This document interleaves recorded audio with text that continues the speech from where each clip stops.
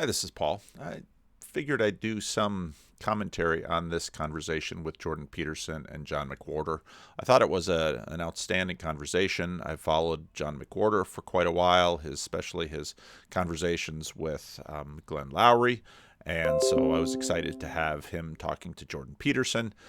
The real question was, were they going to say anything that would be of interest? Because pretty much I've heard most of McWhorter and Peterson on many of these topics. The interesting intersection is when and how McWhorter uses the word religion. And of course, that's a word in an area that Peterson is interested in psychologically. So we'll have to do a little bit of run up to where they get to that part of the conversation, but here we go. And the way this was talked about was as if all Black people are poor, as if the idea was that you don't change standards even for people who've grown up hard, when actually most Black students at Berkeley by then were very middle class and the problems were different. And I just couldn't remain silent. I remember the hardest thing for me was that there would be a white professor who would come and lean in my doorway and start saying all of the usual pious sorts of things about race that I don't think truly. Now, notice right away, pious. And that comes through. Okay, so talking about race in a certain way, and McWhorter's going to say, is religious. Now, this word religion is a huge word, and so we're going to look at the various ways in which it's used. Cohere, such as implying that racism defines my entire existence. And I was expected to just sit there and nod. They really thought that any Black person thought that way. And I thought, no, you're missing me completely. Many Black people feel misread by whites. Well, I was having a different version of it. And I just got weary of it. And so I very circuitously and not as deliberately as many people think, I started writing about these things. I thought at first I was just going to put out 1.5 Yelps so that people would know how I felt and then go on being a linguist only. But for various reasons, that's not what happened. And here I am talking to you about. Well, and you have this new book. Woke racism. Woke racism and how a new religion is betraying Black America. So, okay, so that's quite the title. I mean, I'm sure it was very carefully chosen. And Wikipedia informed me that you're formally atheistic, and so which may or may not be relevant to our discussion. But it's very interesting to me that you picked that as part of the title. Why do you believe that? Why this emphasis on a new religion? And what does that mean exactly? Well, we're at a point where the kinds of beliefs that I'm talking about Black people, are no longer held as an opinion. It's at the point where a certain kind of person lives these beliefs in a way that is so impervious to any kind of reasonable. Okay, now first he says it's no longer an opinion, and now he's going to go into this impervious nature. So again, a religion is not merely an opinion, but it's a statement of, let's say it's an upper register statement of the nature of reality, or that might be a moral reality. Discussion that you start to notice that it really is a matter of religion in the sense, particularly of Abrahamic religions, rather than opinion. And there are all sorts of things. So what's the and I personally think John McWhorter has a ton of biases here with respect to religion. I think he's got a fairly, I'd say he's got a practical sense, but not terribly well reflected on.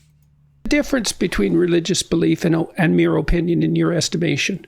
It is that many religions require that at a certain point you suspend disbelief and stop relying on conventional ratiocination and logic. There's a point. So he sort of has a new atheist definition of religion. At which you're supposed to have faith and believe in miracles of some sort. And it's at the point where when it comes to race, there are things that one is supposed to insist on and believe, regardless of whether they correspond to reality or even. And so in many ways, McWhorter's use of this word in this context is intended to sort of be like what new atheists did in many other realms.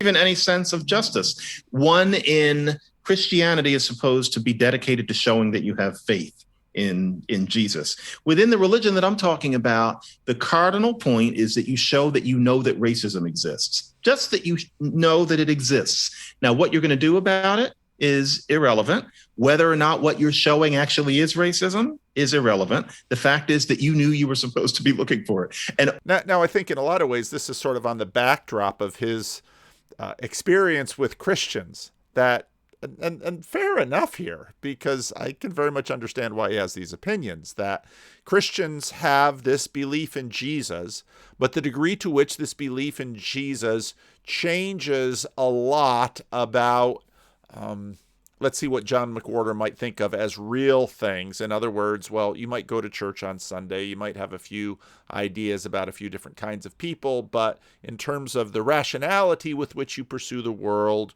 you want to make more money rather than less, you want to have a better home rather than a lesser home, you want to do all sorts of things that any other American would be imagined to do, except that you just sort of have this Jesus layer on top of everything. Only that imperative, as ding-dong as it sounds, explains a lot of the things that we've seen, especially lately. There was a real jump in the rails after summer 2020, but even before that. And it means that a lot of people look at what goes on with the race scene in the United States. And I know to an extent, there is that in Canada too. Whenever you see these sorts of things happening and you see brilliant people making arguments that don't make any sense and utterly despising those who disagree with them as if they were heretics, word chosen deliberately. Mm-hmm. It's because what we're seeing, even though these are people who are usually very secular in their self-conception, it's a religion. This is exactly the kind of person who sent Galileo into exile a very, very long time ago. And so again, it's a certain belief that might sit on top of your life, but doesn't really penetrate too deeply. You gain status for saying it. Now, in terms of the pairing of John McWhorter and Glenn Loury is a conservative. In different places, I've raised Glenn Loury's name, and in places that I go, very much blue church places, and a lot of people just sort of scoff and dismiss Glenn Loury, but they don't do that to John McWhorter. Because, of course, there's another religion going on in the country, which is that, well, John McWhorter is sort of he would not vote for Trump. He voted for Obama. He's been a lifelong Democratic voter. And so for that reason, there you have sort of this other religious test that, well, John McWhorter he'll have pieces in the Atlantic and the New York Times. He'll have major blue church organs will invite him to write. Unlike Glenn Loury will not be invited to write in such places because Glenn Loury is persona non grata because of certain things in his past and some of his political opinions, which, in my opinion, makes the Glenn Show, where John and Glenn talk about these things, all the more interesting because they do have differences between them with respect to politics in America, but they are sort of on the same page with respect to race. People back then often didn't think of themselves as religious. It was just considered truth. We're faced with that same kind of thought, even if the word isn't applied. And the reason I'm putting it that way is not just to annoy people by calling them religious, although I think it will annoy them. And it'll also annoy actual religious experts who will say that I'm stepping outside of my lane, which I most definitely am. But all of this stuff only makes sense if you realize that these people are religious and that they have to be treated as parishioners and not as people who are up for an argument. Now he doesn't go very deeply into, he sort of sees religious people as sort of flat characters that are just sort of programmed in this way. And he doesn't talk too much about the dynamics in which religious beliefs of various sorts are policed and maintained and enforced within institutions. For example, if I were to deny the Trinity, if I were to say the Bible is is just another book. If I were to, there's whole realms of things that if I were to state in public, I would lose status sufficient within my own institutional life so that I would lose the privileges that are afforded me because I am a minister of the word in the Christian Reformed Church. That's how institutions and communities operate. And John McWhorter doesn't really go into that. He sort of just uses the metaphor of religion with respect to certain racial dogmas that he believes are, in fact, are irrational. Okay, so he's sort of using a celebrity atheist perspective on religion. But now Jordan's going to go deeper here, and it's always good to hear Jordan go deeper in this because you can continue to sort of map out what he's thinking about with respect to this domain of religion. Had a number of people make the same case to me recently, very profound people in my estimation. So I want to run a few ideas by you and see what you think. So I've thought a long time about the religious endeavor, let's say, from the psychological perspective, trying to unpack it. And it's related in some sense to the idea of depth. And so if you think about stories, literary stories, let's say, great works of literature for that matter, and lesser works, we all have this intuition that some stories are shallow, and they might be entertaining, but they're shallow, and some stories are deep. And we have the same sense in music, for that matter. But so we have this natural... And that's really interesting. Some stories are shallow, and some stories are deep. And what's fascinating is we use this language, sort of like we use the word spirit. We use this language, and we all sort of know what we mean by this language. But if pressed... well, what do you mean by deep? What do you mean by shallow? Then suddenly, like if I'm in a Sunday school class and if we're reading a passage of the Bible and just says salvation, and I say, well, what do you mean by that word? People will often start to stumble because words are, in some cases, shorthand compression of very large communal,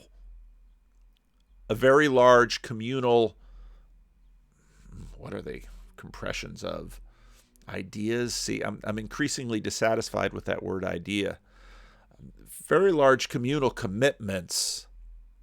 And what happens, it's sort of like if you are given a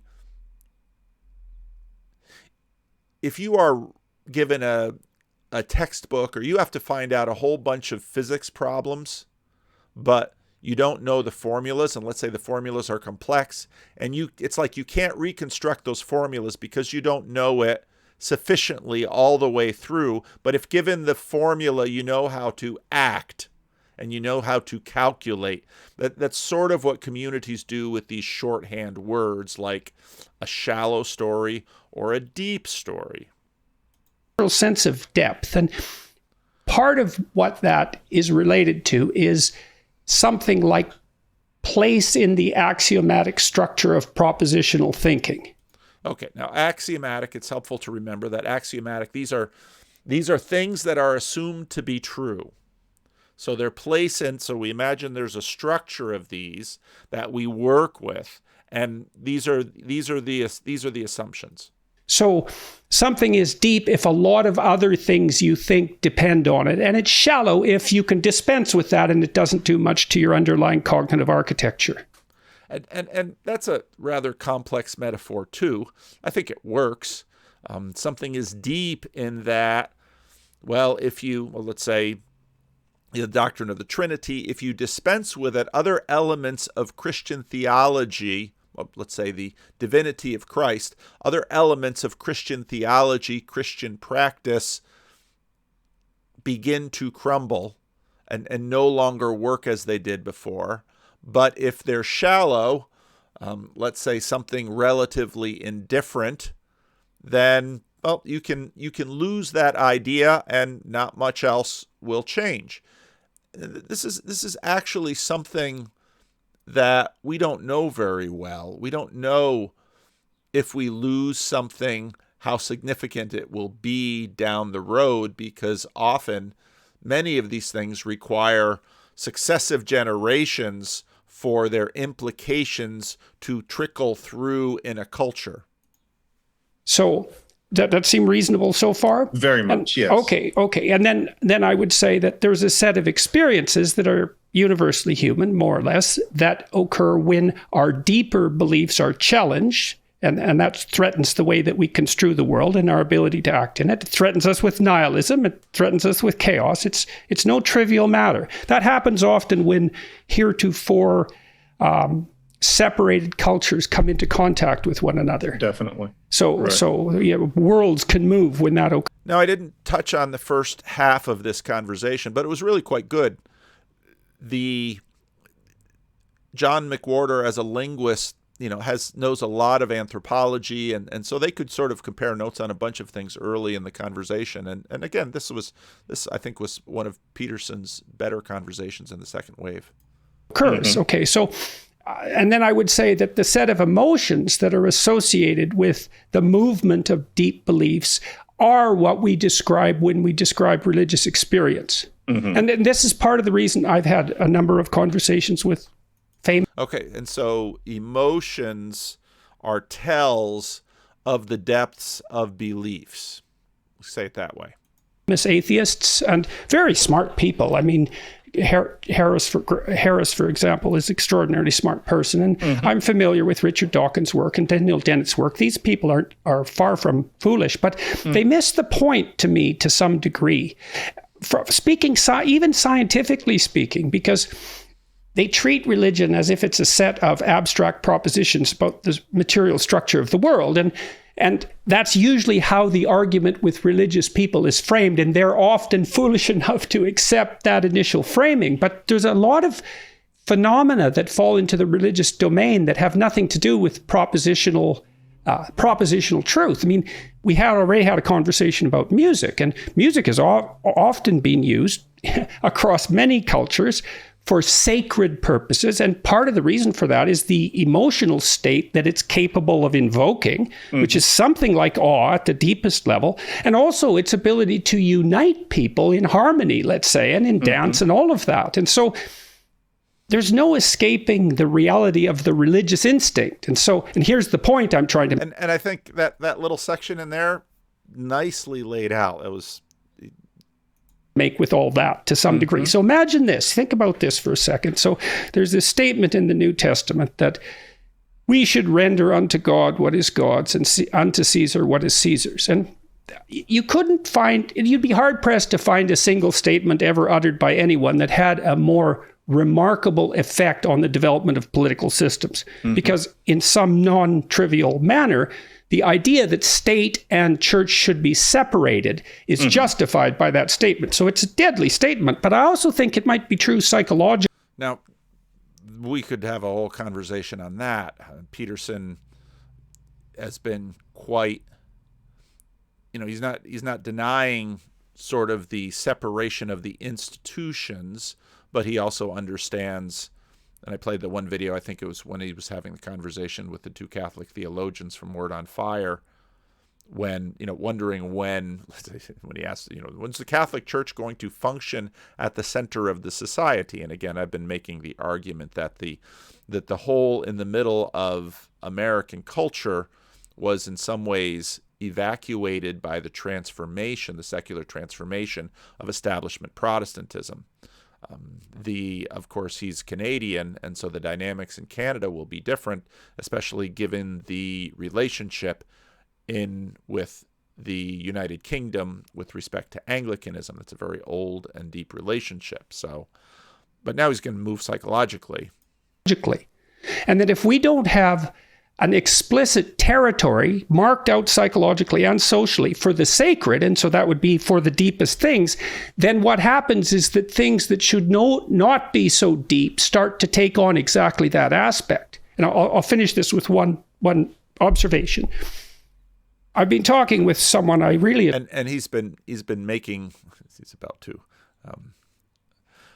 He's been making this observation about the fact that he doesn't make this claim, but he would, I believe, assume it, that every culture needs, not only every culture, but every person needs something functioning as sacred in their thinking systems, let's say it that way. And the reason there always needs to be something functioning as sacred is because of the frame problem. And what is the frame problem? The frame problem is that the reality that we are confronted with is too complex for us to process. We need to reduce it. We need to compress it. We need to break it down in order to decide what's relevant, what's worthy of our attention, what requires our immediate action, and what can be let go. I've made the illustration before that if I were to walk into my office, which is a messy office, and there was a Bengal tiger in my office, the mess in my office could sit. I would have to deal with the Bengal tiger. Okay. And it's this sort of, and the frame of that in terms of an encounter with a Bengal tiger lurching or hunched over or waiting to spring at me in my office would be the frame of personal physical survival, let's say. So in other words, we use frames in order to order the world, and as societies, we agree on certain things that we call sacred in order for us to be able to manage priorities, hierarchies together in terms of how we should act. And this is all happening all the time. It's very complex. Most of the time we sort of manage it. There's a lot of imperfection with it. But you need something that is sacred, and whatever you have, wherever it is on your sacred hierarchy, will determine in a society what the group of people do. And there are various levels and depths to this. Some things are deeply assumed and broadly shared as sacred. Other things are up for debate. And so in our society right now, matters of race, matter of gender, all sorts of things like that are up for debate. Now, when new things hit our salience hierarchy, such as the Russian invasion of Ukraine, many of the other things that we had been fighting about sort of get demoted because preservation of physical safety and not getting nuked are pretty high for human beings. And so the threat of nuclear war or however news media is sort of working on our mirror neurons with respect to horrors and communal action, these things all come into play. So every society has something sacred, and how it determines what is sacred or what it assumes is sacred is the process that comes down through long periods of history, and religion is a deep part of that conversation. Admire. His name is Jonathan Pageau, and he's one of the deepest thinkers I've ever encountered in the religious domain. And he's well versed in postmodernist. Can you spell his last name? Pageau.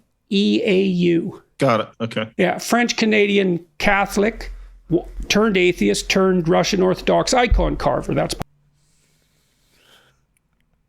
part of his background. Anyways, he made a very interesting comment in a talk I was watching on the weekend about false gods, let's say. And he talked about the danger of the idea of inclusivity when it's elevated to the highest place or put in the deepest place, let's say. And so if the purpose of all organizations becomes radical inclusivity, so that's the uniting factor, then the specific purpose of all those organizations is instantly threatened. Mm-hmm. And so part of the problem here is that... Now, it might seem like this is a bit of a tangent, but it's important to remember that before the space, Peterson thinks, when you're having a conversation with him, he's often talking about something that's not necessarily immediate. And so John McWhorter began talking about affirmative action programs in schools and how when someone is in school, if you suggest that they are there because of an affirmative action program, people will be upset. But after school, they will change their tune on affirmative action programs, and then, as will come up in Senate hearings, or then they will remind people, if they are trying to defend such programs, well, I was the recipient of an affirmative action program. the implication of that being when you're at college, your status is not really fixed. And so to say that you only got here because of the color of your skin, not because of test scores or anything like that, it's sort of a status demotion. But if in fact, after you've left college and you have worked through the ranks, because your college really only gets you into the first step, and you have gotten up to a high level, then because you have demonstrated competency or status or success, at that point, you can then point back to the program and see the program works. And so all of this status stuff that he's talking about here is actually connected to that aspect of the conversation. What should be lower in the hierarchy of values is put in the higher place inappropriately, and that produces all sorts of social catastrophe. The hard part here is that it makes you feel like Rousseau was correct, that we'd be better off as small groups of people, say about 200 people living on the side of a river. Now, if you go back to the video I did about Rousseau last week, I believe I made that video, or the week before. McWhorter knows his stuff. He knows Rousseau. And there is some sort of religion, probably animist, but it isn't part of the warp and woof of existence, because people have a sense of purpose. People have a sense of warmth. People have a sense of what you might call the sacred, in that it's your group and you know everybody, and you're a brother and you're an uncle and you're a husband, and that's what you are. There's nothing existential that's going to happen to anybody. And I hear from a couple of people who study hunter-gatherer groups that that's true of hunter-gatherers, that there's no such thing as a feeling of anomie when you are, say, living in the Kalahari. But then once you go further... And that was Rousseau's point, and that this is, in his words, and we're going to use that freighted term, this is natural humanity. And then when society takes us from that, well, things then get unnatural, and that's basically where evil comes in. And if we can all just get back to these little hunter-gatherer groups where our needs are satiated. If we have need for food, we get food. If we have need for sex, we get sex, et cetera, et cetera. What's always amazing about this argument is people aren't really just running out of the city and going back to the Kalahari and living as Bushmen. Further, you start to have this need for something larger, which I fully understand. And there are many people who have said that this new woke religion, and I think it really is one, is something that comes as a replacement for what would have been ordinary, even if gestural Christianity among the same people in 1955. And I myself, I have religion. For me, what people get out of religion, I get out of, and this is going to be, it's going to be taken wrong, and so I have to put it carefully. I get it from musical theater, and I don't mean that I'm really into Liza Minnelli. You know, it's not grand old ladies in dresses and things like that. It's actually the primal thing of life being set to music, including its regularities and its harmonies, and it probably culminating in people all doing things together, partly in rhythm and singing in big harmony. To me, although I know that isn't real, it seems to give life a kind of a transcendental meaning. And now that little sentence was, I know it isn't real, and Peterson's going to jump on this, but now McWhorter obviously isn't watching Jordan Peterson's videos, but again, one of the more foundational videos of the second wave is Peterson's conversation with Clay Rutledge about nostalgia and the way that nostalgia works in groups to cement the group. Now, I would argue that a lot of nostalgia has come into American culture, specifically with respect to race.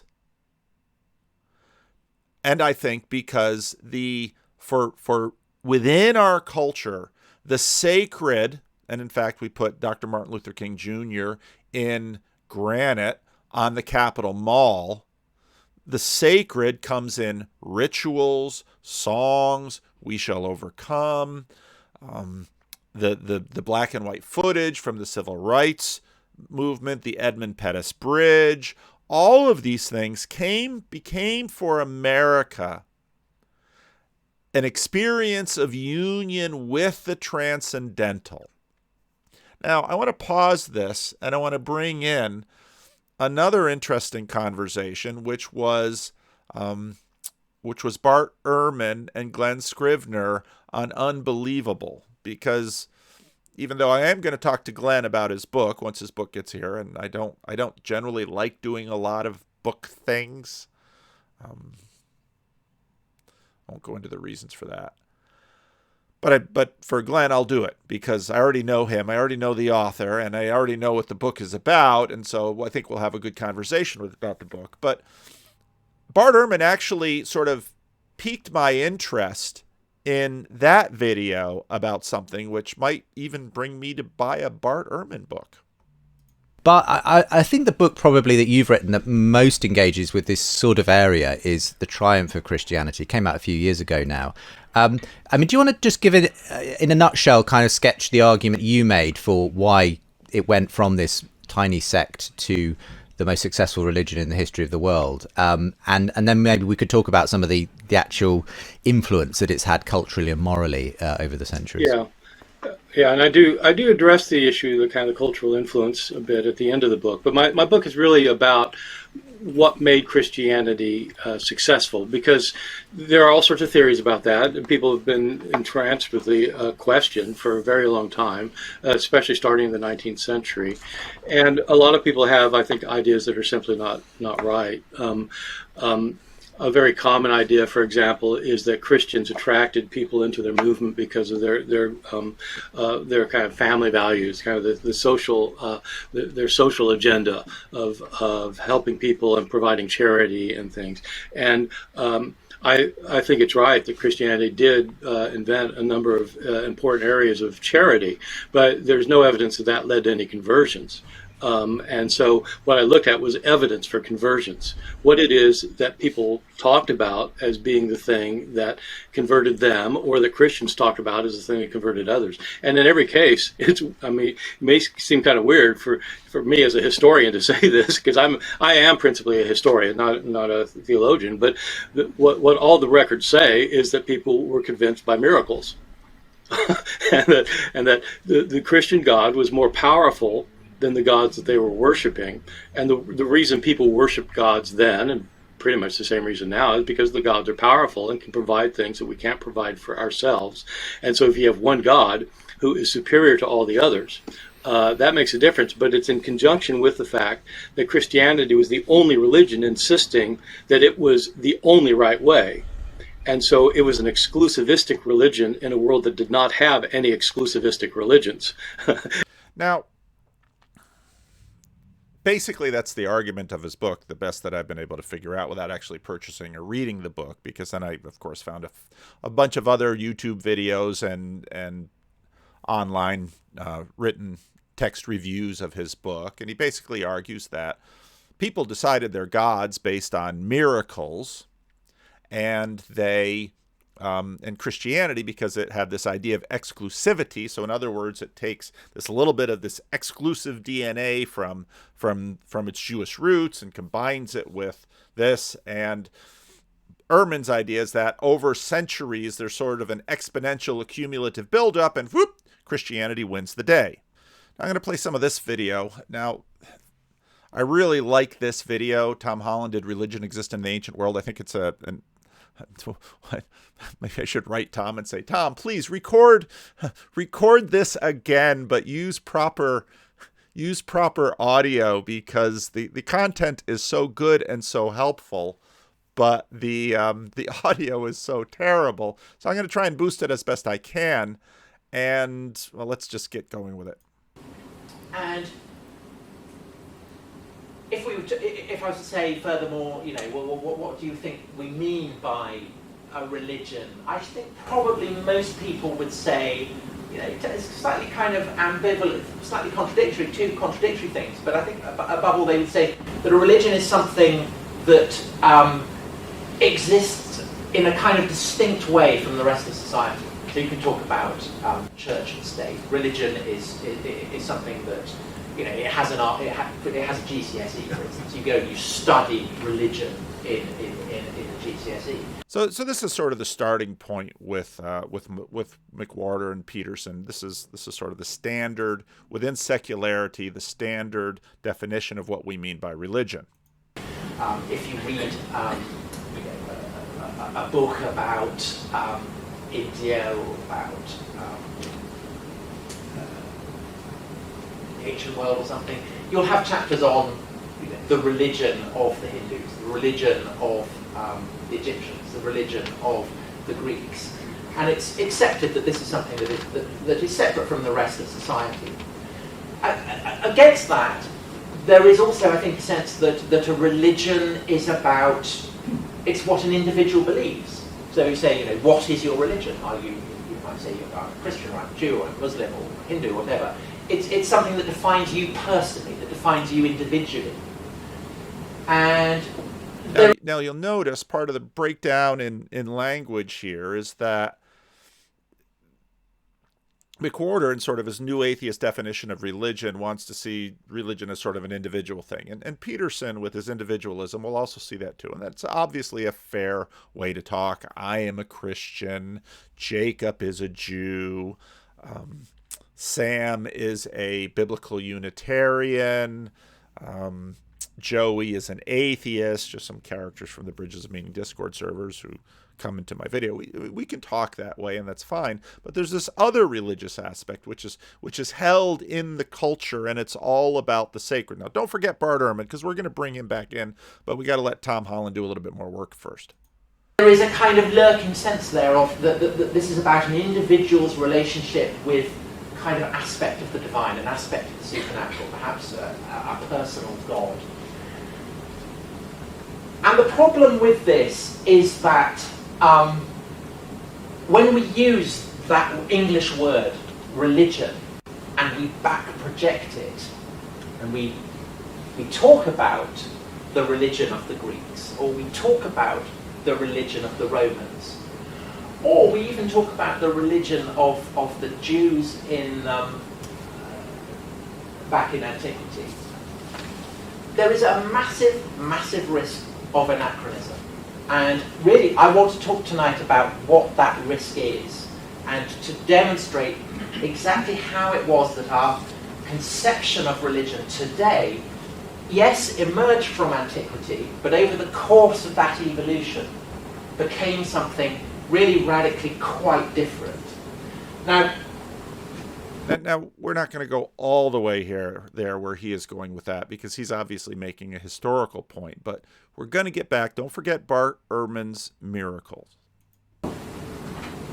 I've brought with me two books which have been hugely influential on me over the course of my writing about classical antiquity. So this is by Walter Burkert, great German scholar, Greek religion. I mean, it's an absolutely masterly account of what I suppose we might call Greek cultic practices, the Greek gods, Greek philosophy even, and there you have it, Greek religion. And then this one, Religions of Rome, by John North, Simon Price, and well before she became the world's most famous woman, Mary Beard. Again, hugely influential book on me. So I was reading these books while I was reading this while I was writing about while I was writing Rubicon, all the those 400 years ago, and I was reading this while I was writing about the ancient Greeks and Persian fire. But it kind of pressed on me that this word religion was highly difficult.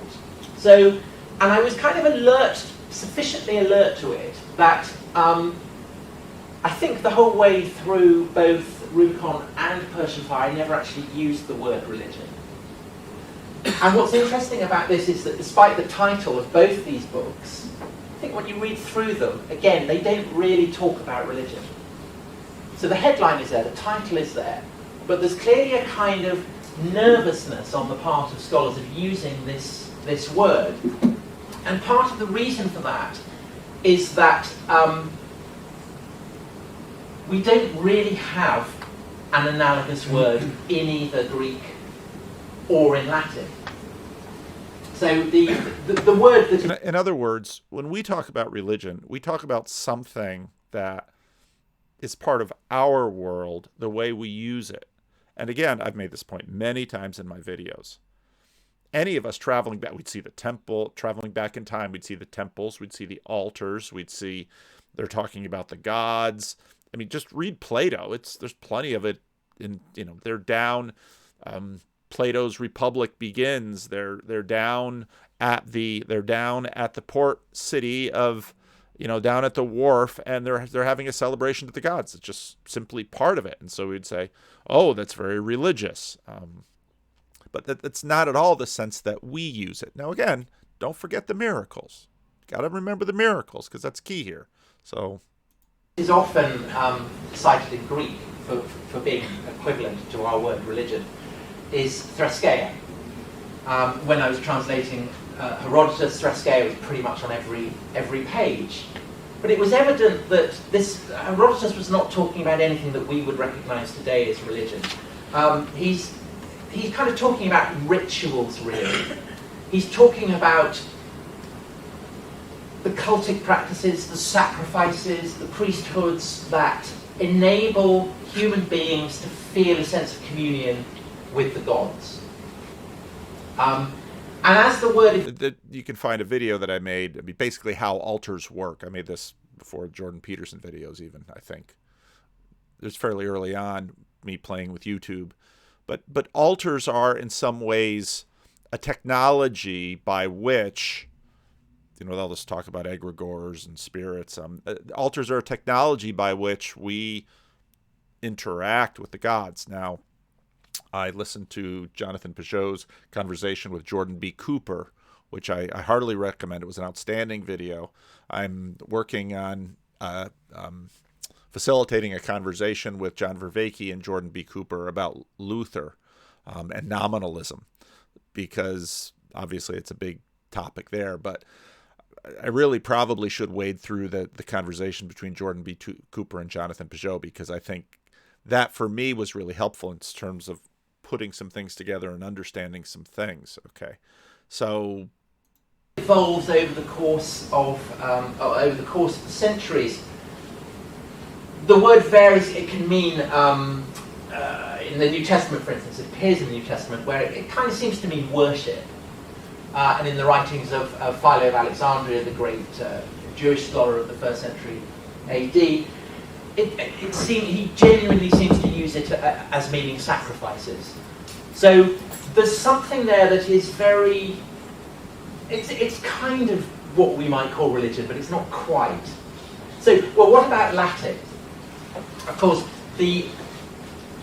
our word religion derives from a Latin word, religio. And actually, when I was doing, so old that I didn't do GCSEs, I did O-levels, and we did Latin O-level.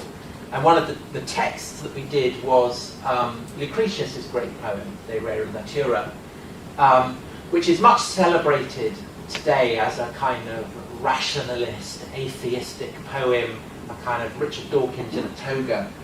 And there's a famous line in it that opened the passage of Lucretius that I studied at school. It was Tantum religio potuit suadere malorum. To such heights of evil is religio capable of inspiring people to behave. So you can see why this is a line that has a lot of traction in kind of atheist websites. So you'll often find it on websites devoted to proving that religion is nonsense, that it's all superstition. And back when I did my O-level, we were told by our teacher, yeah, religio means religion. So we said essentially the meaning of this line is that religion is a load of rubbish, and it's malevolent rubbish, and you should get rid of it. And so, I think I was 15 at the time, lots of kind of eager atheistic giggling at that. We kind of enjoyed that. But there's a problem, which is again that, just as with threskeia, religio does not mean religion.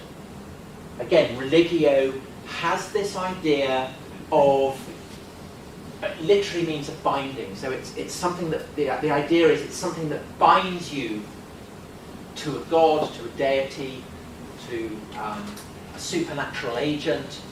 So it could be a sacrifice, it could be adopting a priesthood, it could be honouring a festival. And of course in Rome, as in Greece, although perhaps even more so, there were gods everywhere. And so there were any number of religiones. And there was this kind of pressing sense of anxiety that you might miss out on a religio, and then a god would be pissed off, and you'd find your life messed up. And on the scale of the city itself, so the city of Rome, it's a crucial part of what the elite are about, that they have to be respectful of the religiones. They have to, because by doing that they ensure that the gods look favourably on the city and thereby enable Rome to function. Now, okay, now that long section there, when you understand the religio and the religione, there's a hazard. And the hazard has to continue to be accounted for, which means that the city must continue to provide for the sacrifices for the welfare of the city. And if you go back to the Unbelievable video, Glenn Scrivener and Bart Ehrman will talk about the fact that Christians were regarded as atheists. They were regarded as atheists because the Christians did not promote or participate in the maintenance of the sacrifices for the city in order to maintain, to keep back the wrath of the gods. Okay? If you go to Mesoamerican period, you look at the Aztecs, why all this human sacrifices? They're basically doing the same thing. They're trying to forestall the calamities that the gods will wreak upon the earth if the people don't keep propitiating, satisfying, holding the gods at bay by feeding the gods, at least in the case of the Aztecs, human blood. Now, there's a long history of this kind of thing. You could read in Augustine's City of God just how many gods there were. And Augustine sort of mocks the pagans for this, because there's the god of the doorknob, and there's the god of the door hinges, and there's the god of the door frame, and there's the god of the wood. And so the problem is with all of these different gods, they have to be maintained, and there's a significant societal cost. One might, in fact, regard it as a divine tax upon the polis, upon the city, upon the civitas, to maintain their status and their position so as not to let their side down. And of course, City of God is written because Rome has been sacked. And how could we let this happen? Oh, it's the Christians. The Christians no longer supported or participated in paying off the gods. In other words, it's sort of a divine protection racket, and that's what you have to maintain. But now everybody understood the cost of this tax, and they had to try to bear it somehow. The problem with all these religiones, of course, is the sheer effort of keeping track of them. And it's a kind of similar thing that in Athens.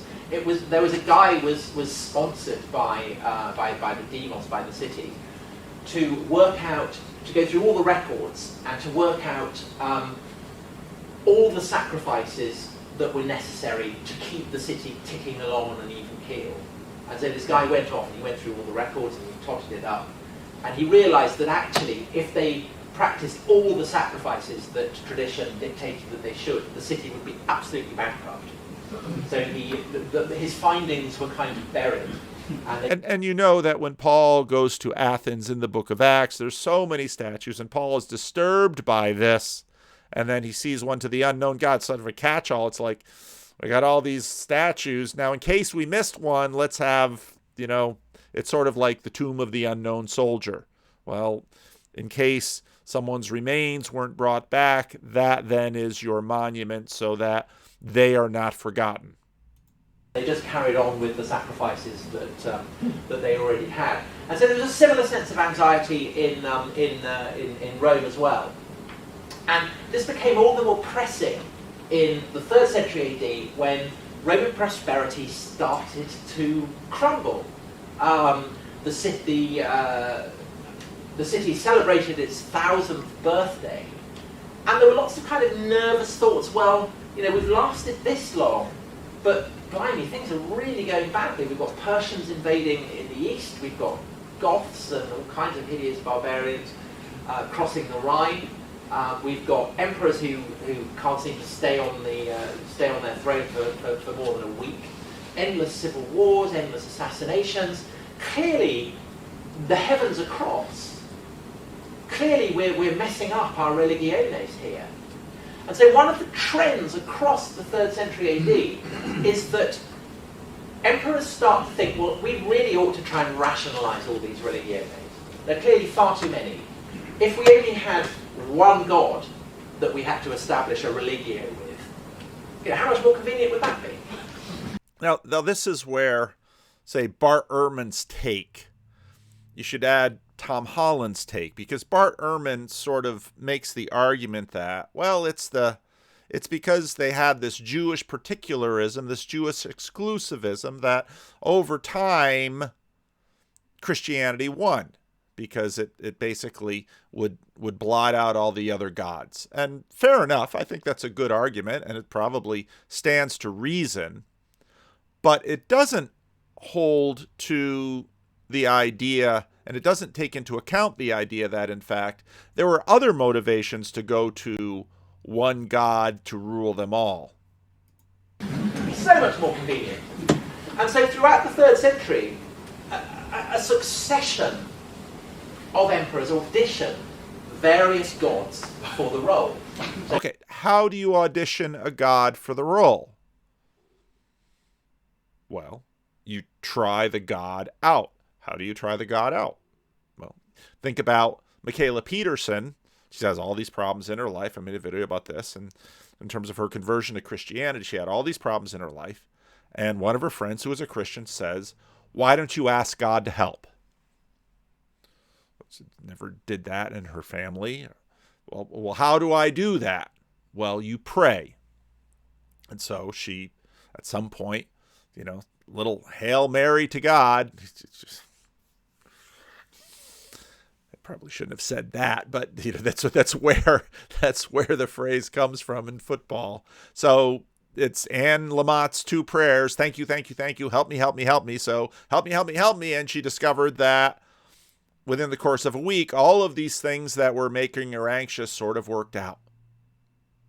Now, when Bart Ehrman talks about miracles, he's going to do it skeptically, because there's this whole frame around when he says, I'm a historian and not really a theologian. He's saying something about the modern discipline of history. Okay? And the modern discipline of history is not supposed to, because it's modern, keep the door open to miracles or divine intervention or anything like that. But obviously, and modern likes to sort of segregate this out. And so if you watch some PBS documentary, they'll say the Jesus of history versus the Jesus of faith. And so miracles, that's the faith side. History, that's the cause and effect, historical cause and effect side. But yet Bart Ehrman says, well, everybody converted because of miracles. And so when you look at Michaela Peterson and her conversion, it was a miracle. And someone would say, well, she's not even claiming it's a miracle. No, but this is the kind of thing we're talking about. It's getting results. That's what religion does. Religion gets results. And it's the ritual, it's the words. Now, of course, after Protestantism, rituals really got replaced, especially in the Protestant world, by words, but then also laws and all of these other things. And so, well, we'll let Tom finish, and then we'll go back. So perhaps Serapis, so Caracalla, unbelievably thuggish emperor, born heir of an African father, claimed emperor of Britain, wore a Gallic hoodie, so that's Caracalla. He was an Antonian, so he's kind of Tony the Hood.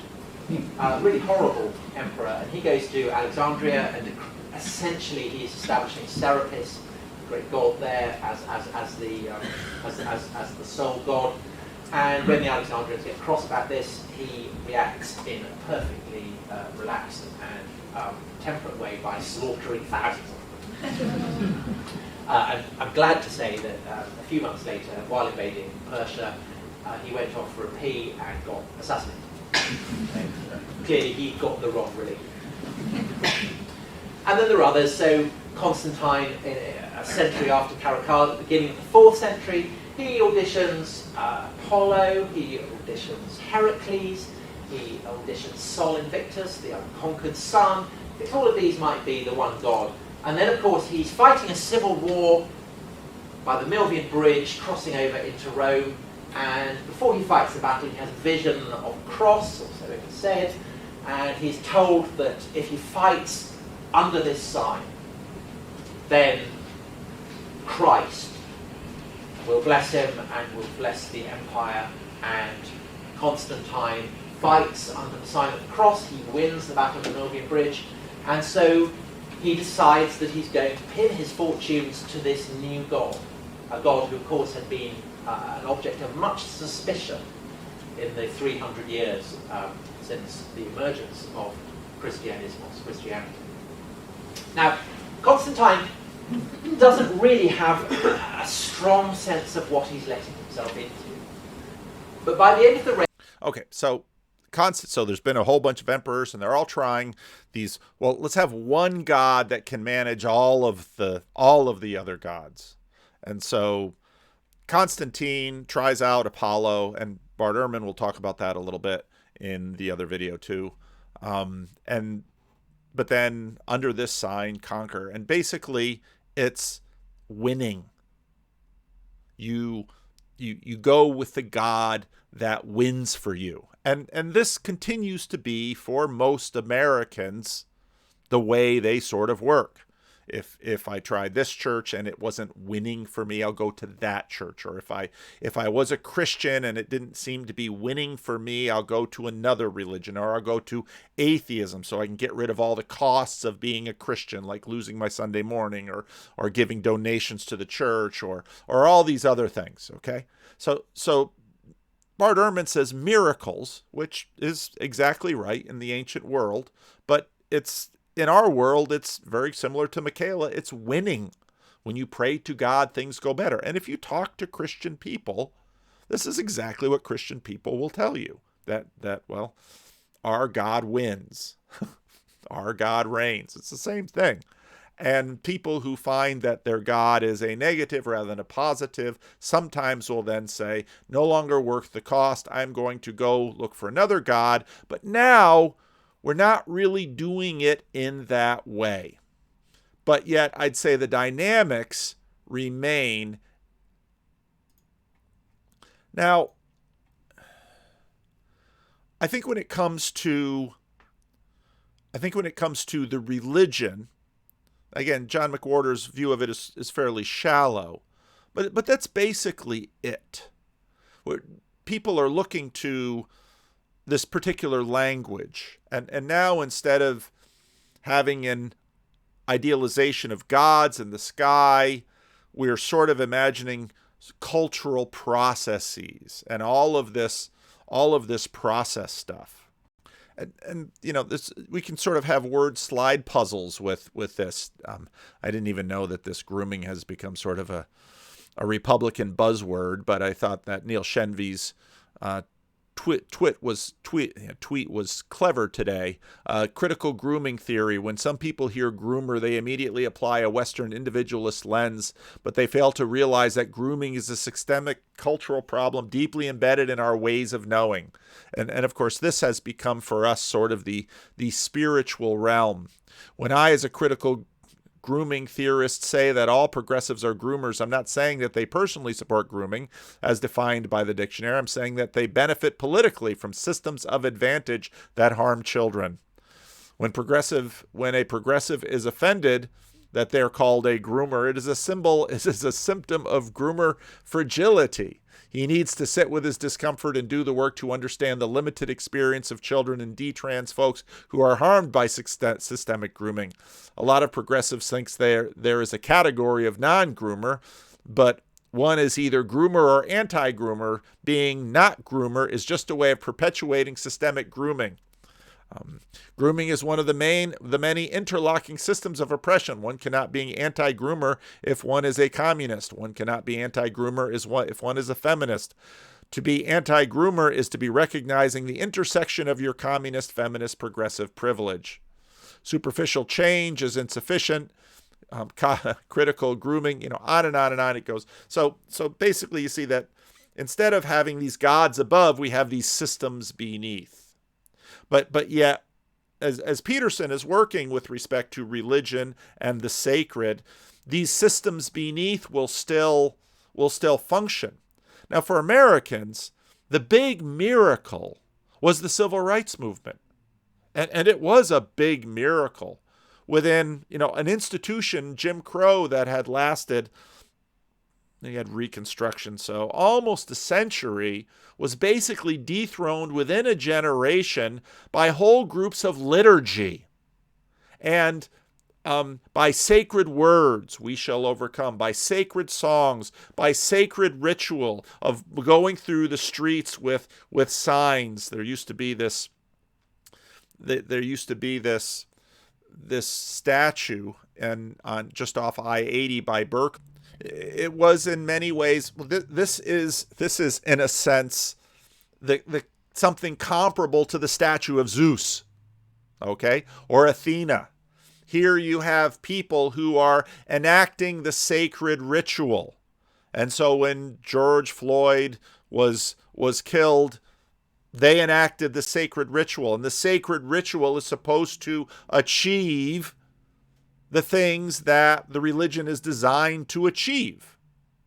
And so, I want to take what John McWhorter is saying and take it a lot deeper, because this is in fact how we still work.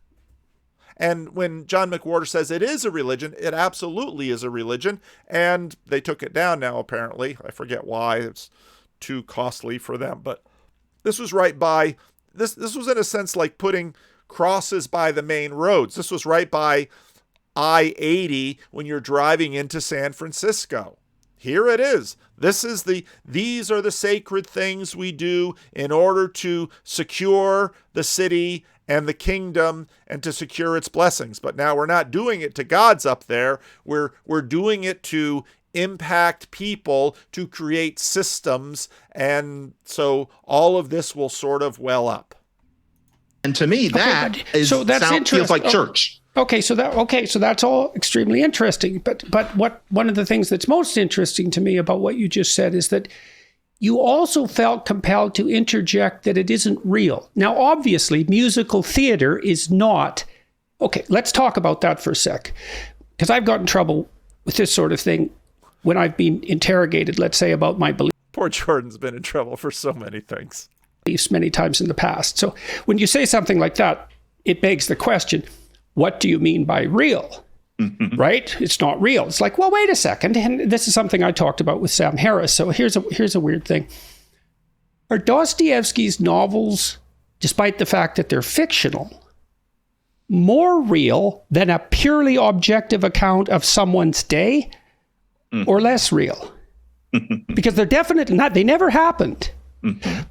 But the fact that they never happened doesn't make them not real. And so then we have a problem. You mean because they're channeling something underlying? Funny word to use at this point. They're channeling something. You mean what mediums channel? Isn't that? And this is a linguist. About the human spirit and experience? Or do you mean something else? There's that funny spirit word. Well, let's look at it this way. So let's say I took 4 remarkable people and I distilled down their biography. And then I made a meta-biography about one great person that incorporated and united all those biographies. Would I be... This is Jordan Peterson's evolutionary monotheism.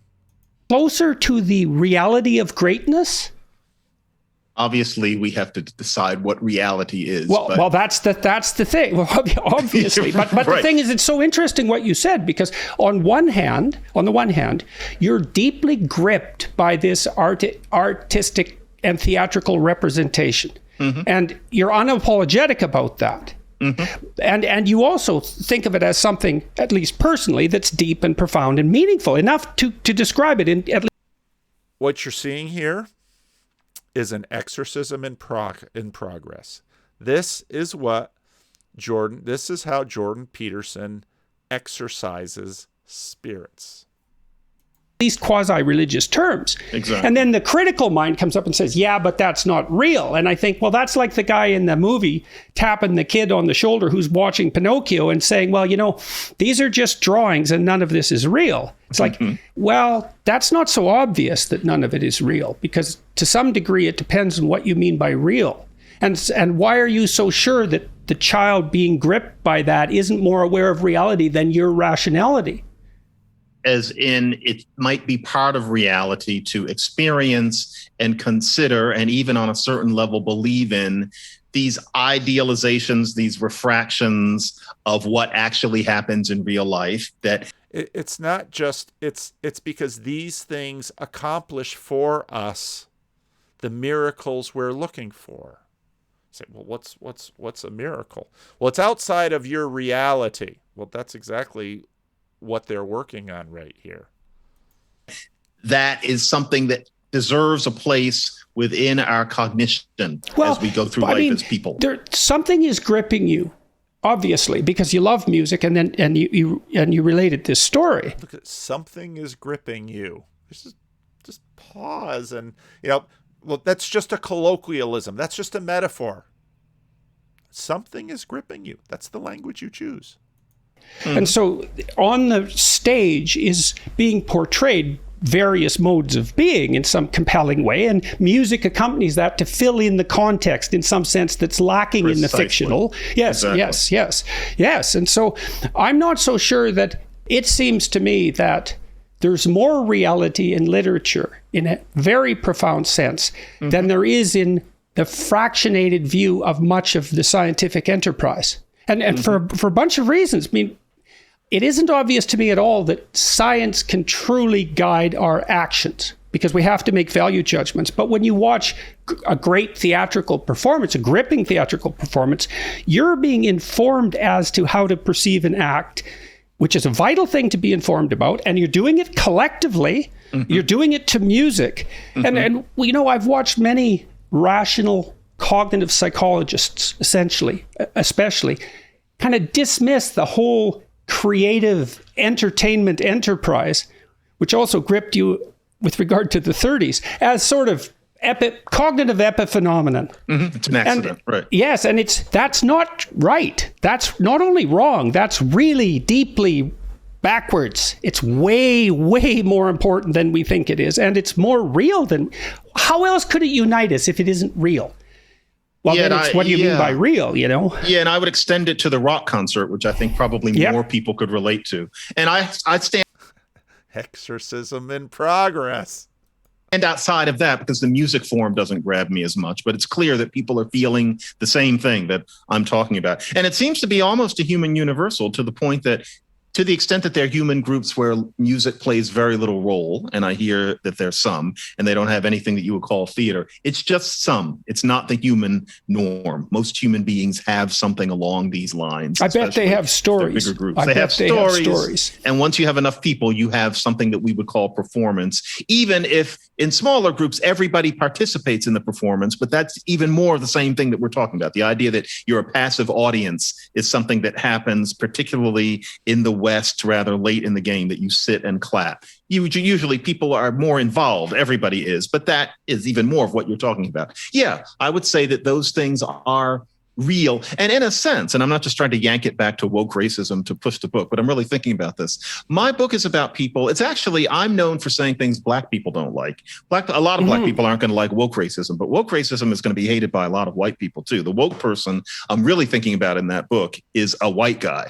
And the white guy in that case is not somebody who I can hate, because I do see that there is a benefit that a person gets to this religion, even when it doesn't necessarily make, if we may pardon the term, sense. The person can't help it. I see where they're coming from, and they frustrate me often. But it worries me that because religion is, let's call it for our purposes here, a different kind of reality, it can conflict with what an oppressed group needs in order to be most comfortable and happy in a complex society. Well, okay, so let's talk about that for a minute. Now, one of the things you told me earlier on was that, I think, and I don't want to put words in your mouth, absolutely, so if I've got this wrong, please correct me. Mm-hmm.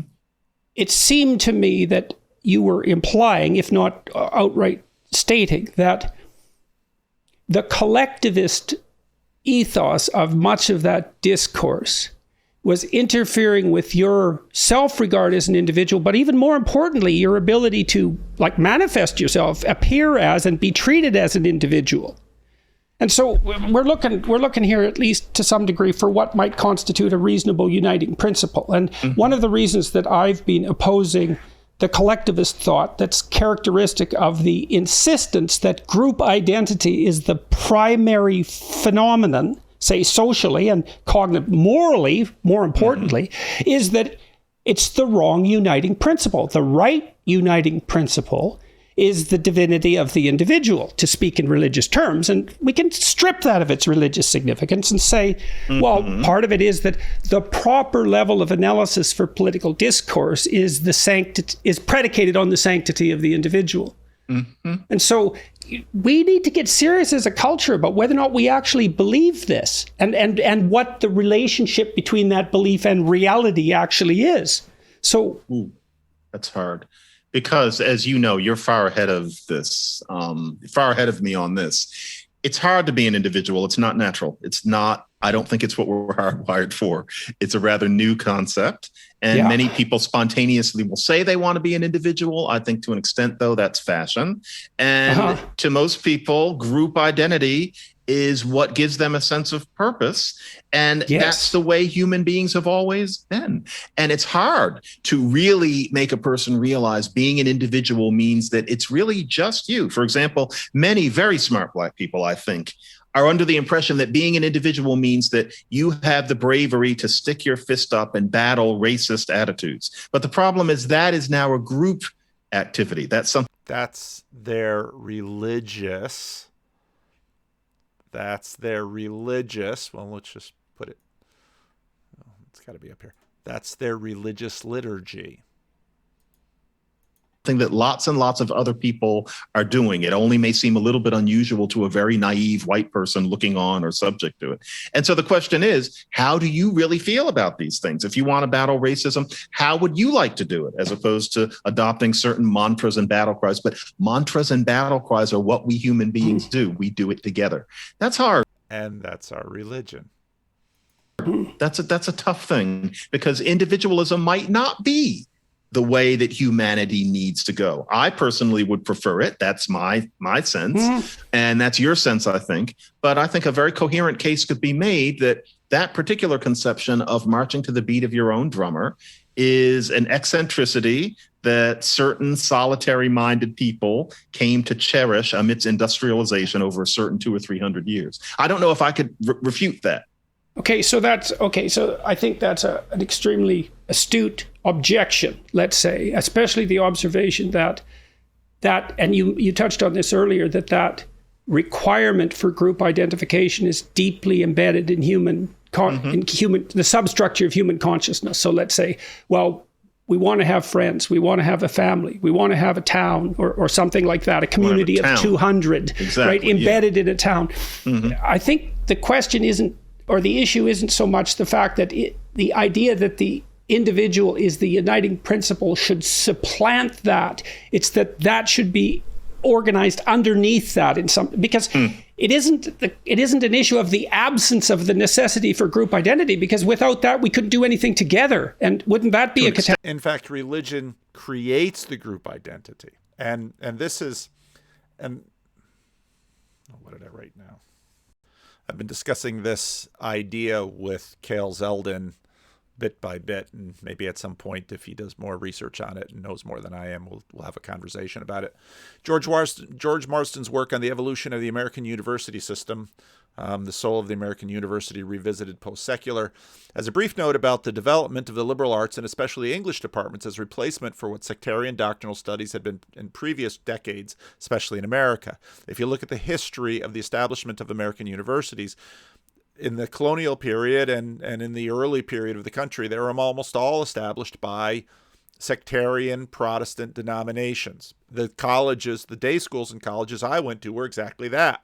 Christian Reformed day schools, Calvin College, now Calvin University, Calvin Seminary. These were designed to instruct the youth in the particular doctrinal, confessional matrix of their belief system.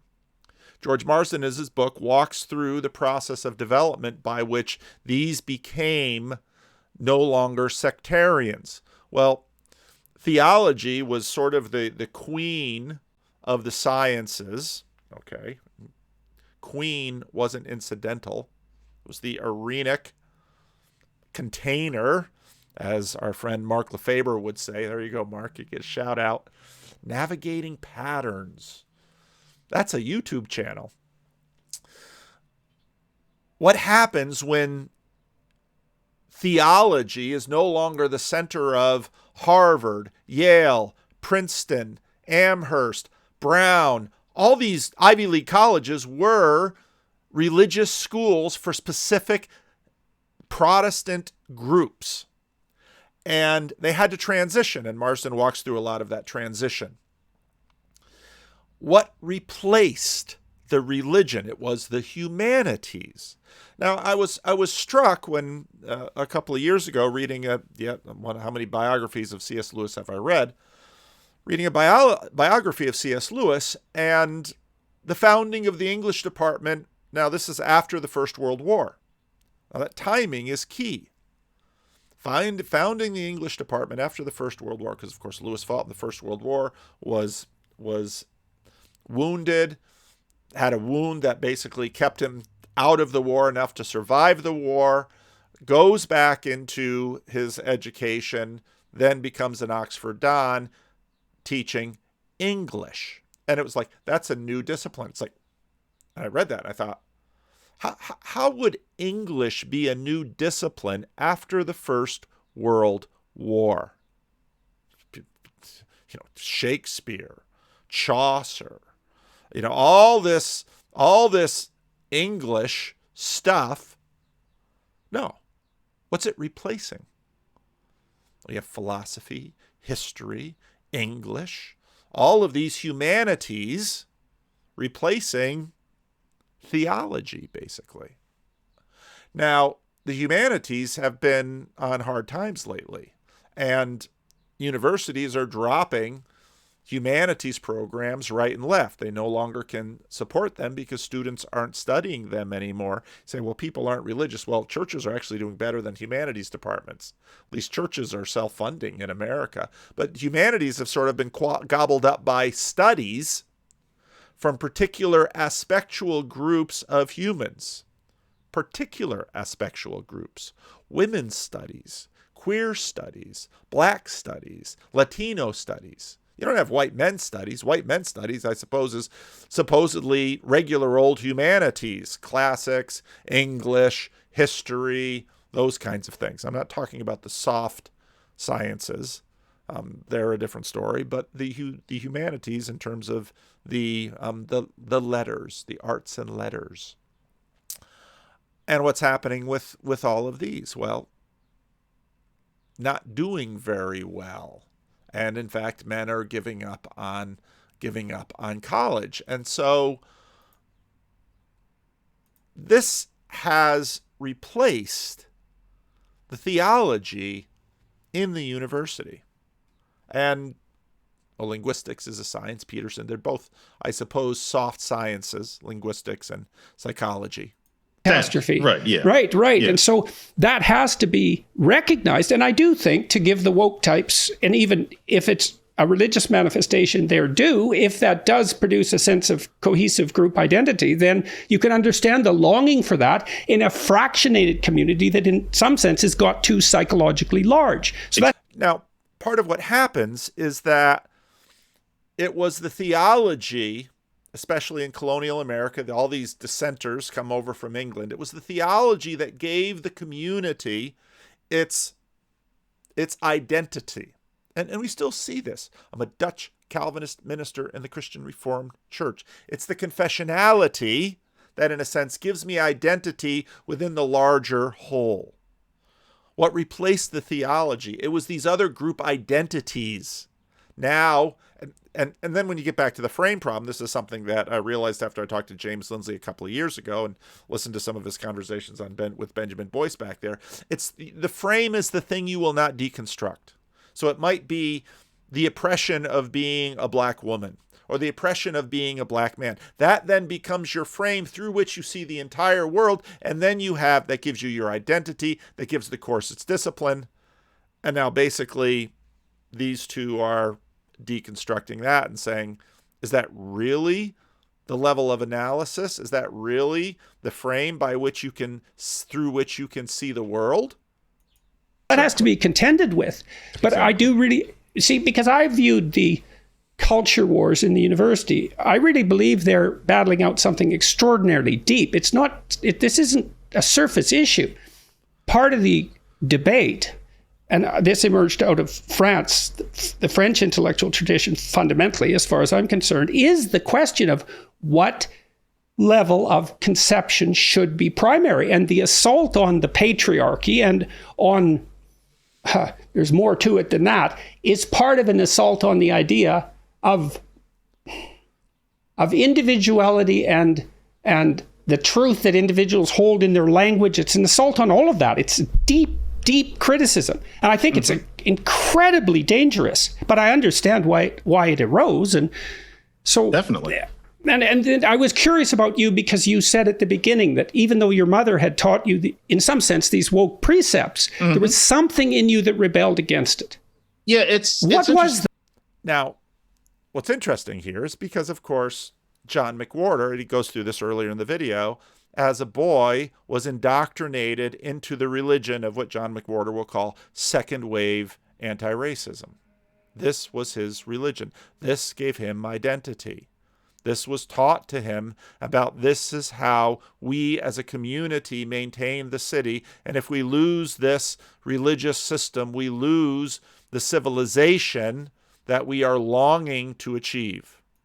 Yeah, it's not, I don't rebel against the idea that, for example, there is institutional racism. I don't think it should be called that, but there are inequities in society between, say, black and white that are due to racist attitudes, usually in the past, and racist biases and racist lookings past. All of those things are definitely true. There are all sorts of things in Black history that have helped to set us back that one should certainly know about. One should know about the redlining of neighborhoods, where in many cities, most Black people lived in neighborhoods where banks would not give you a loan. All of these things are very real.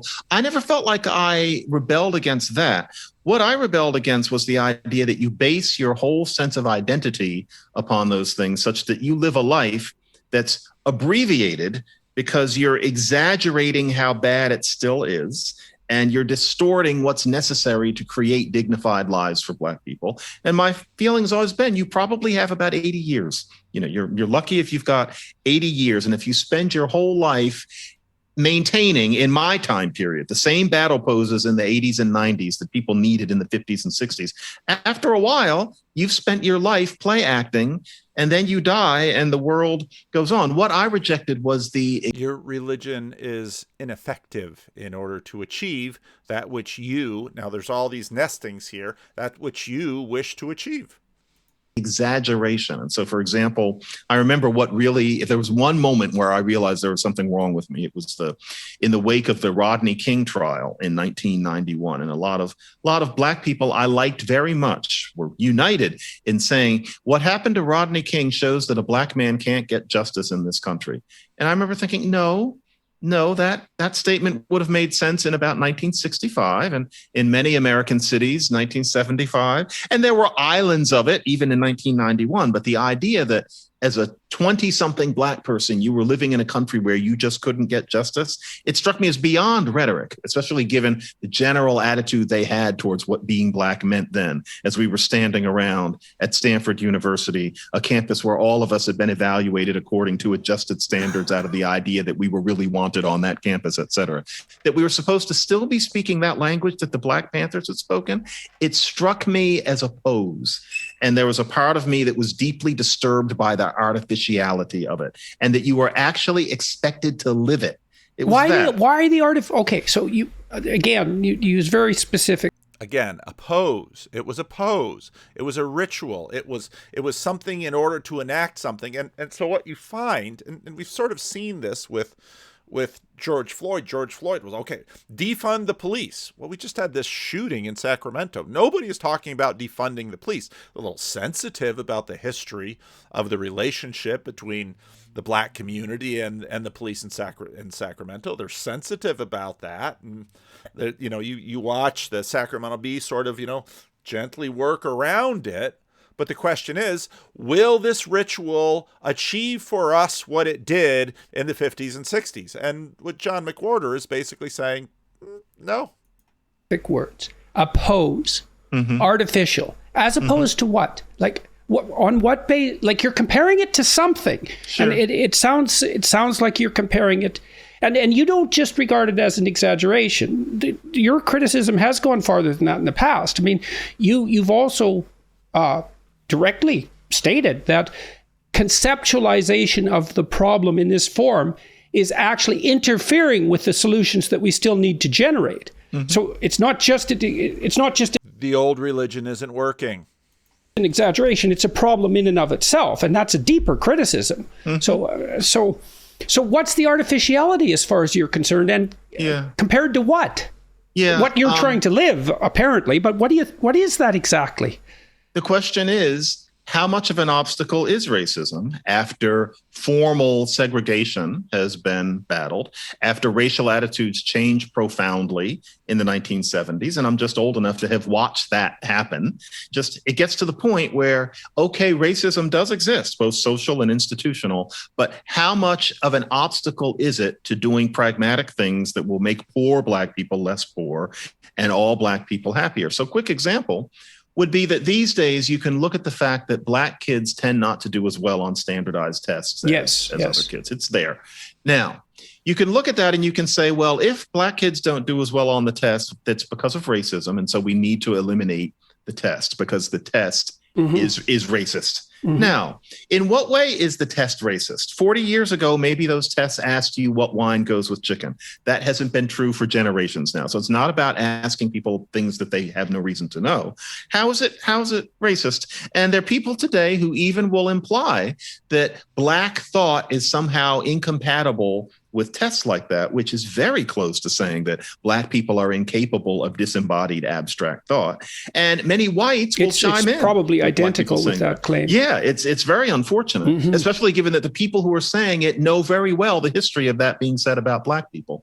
And so you look at the tests and you say that because Black kids don't do well on them, they are examples of systemic racism. Well, you have to get rid of racism, so you have to get rid of the tests, which means that you tell America that Black kids can't have their abstract reasoning measured without it being racist. And then when you get somebody saying, well, then Black kids just must not be as quick on the uptake, you call them a racist. And in the meantime, it's ignored that you consider helping Black kids get better at the tests, helping Black kids' parents realize what free test prep programs there are in those neighborhoods. The tests just take a little bit of practice, but you're not supposed to. The religion of the test is not that hard to figure out.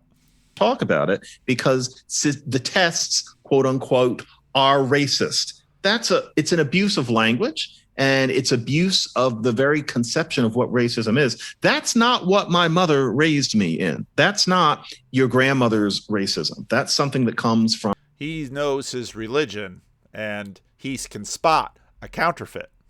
A way of thinking that was marginal in 1955, became sexy in about 1966, and here in 2021 is being treated as impregnable wisdom. Someone Black has to speak out against that. So that's what I mean by the exaggeration and the artificiality and the outright harm that comes from these sorts of things. Well, and with regard to it being a pose, so is it more exorcism? Is it a pose of? So I could say, well, is it a pose of unearned virtue? I mean, virtue is not easy to earn. True virtue. You have to establish. Let's say we'll see where we go with this. Maybe you have to establish a relationship with beauty, and beauty is real. You have to establish a relationship with truth, and truth is real. And so to earn virtue is difficult because beauty and truth are imposing and formidable. If you have any sense at all, you see that. And so that's a daunting task to establish genuine virtue, and a terrifying task. And is the pose the willingness to adopt? See, because when I talk to the ideologue types, and maybe that happened most famously with an interview I had with, I think it was Helen. Just thinking about it. You mean Michael Eric Dyson, right? Yeah. Oh, I wasn't thinking about Dyson. I was thinking about a GQ interviewer, and that interview's been watched like 40 million times now. It's this ideological pose is the aping of virtue, as far as I can tell. And I mean that in sort of a technical sense, is that you master this language and it contains the expressions of true virtue. But, you know, the kind of problems that you were talking about, and I see this on the environmentalist side of things too. Well, how do you get Black kids to do better in elementary school, let's say? Well, that's a more manageable problem. It's a problem that would take a little bit more humility to conceptualize. And it's also a really, really hard problem. And so to be virtuous in your attempts to solve that would probably require the dedication of your entire life, really, to take a good crack at that problem, right? It would require you to be a monastic. That's a tough problem, man.